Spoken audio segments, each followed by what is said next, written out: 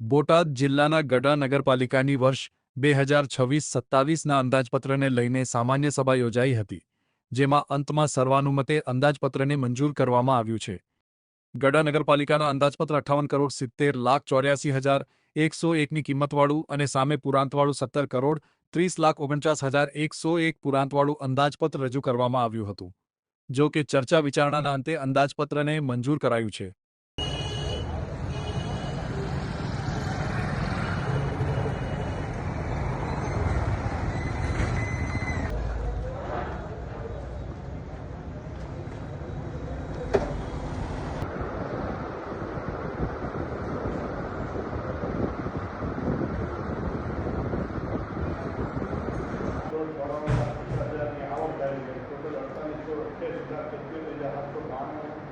આવક અને 29 કરોડ 38,25,000ની ખર્ચ સાથે 14,51,52,752નું બજેટ કરે.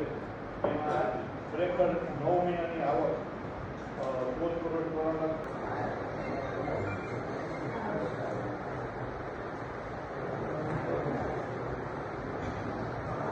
તો 58,70,74,101 રૂપિયાનું બજેટ 17 કરોડ 30,49,101 કાર્યવાહી લોકસભાની કાર્યવાહી અને 13 કરોડ 10 લાખ ખર્ચ કરે અને 14 કરોડ 51 લાખની બંધ સામે 16 કરોડ 8 લાખની બંધ 26-27ના બજેટમાં 15 કરોડ 39,70,800. આજની સામાન્ય સભામાં બજેટ બોર્ડમાં નગરપાલિકા ગઢડા દ્વારા અંદાજિત કુલ 58.70 કરોડનું બજેટ મંજૂર કરવામાં આવેલ છે, જેમાં ટોટલ 41.40 કરોડ ખર્ચ અને બંધ શિલક 17.30 કરોડ છે. આ બજેટની અંદર શહેરમાં વિકાસના કામો આવરી લેવામાં આવ્યા છે.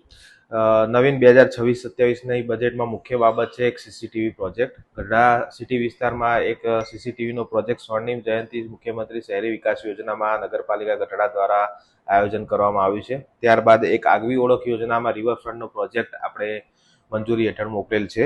ત્યારબાદ એક નવીન બગીચો જે નગરપાલિકા ગઢડા દ્વારા ગયા વર્ષમાં જે કામ આદર્યું હતું એ આ વર્ષે પૂરું થશે, એટલે નગરના જનોને નવીન બગીચાનો લાભ મળશે. ત્યારબાદ જે નગરપાલિકાનો વર્ગ કમાંથી બ થયો તેના અનુસંધાને 2 કરોડની ગ્રાન્ટ દર વર્ષે જે વધારે મળવાની હતી તે 2025-26થી નગરપાલિકાને મળવાની શરૂઆત થઈ ગઈ છે. પ્રમુખ સ્વામી માર્ગનું બ્યુટિફિકેશન તેમજ રીડેવલપમેન્ટનું કામ આપણે લીધેલું છે આ વર્ષે. ત્યારબાદ નવીન જે એસટીપી ગઢડા નગરપાલિકાનો છે જે હાલમાં ચાલુ થઈ ગયેલ છે, તેનું પાણી ખેડૂતોને આપણે વિનામૂલ્યે પૂરું પાડીએ તે માટેનો એક પ્રોજેક્ટ નગરપાલિકાએ આ બજેટ બોર્ડમાં લીધેલો છે, જેથી ખેડૂતોનો બી લાભ થશે. અને એક નગરપાલિકા આ વર્ષે નવું સિવિક સેન્ટર પણ ચાલુ કરવા જઈ રહી છે.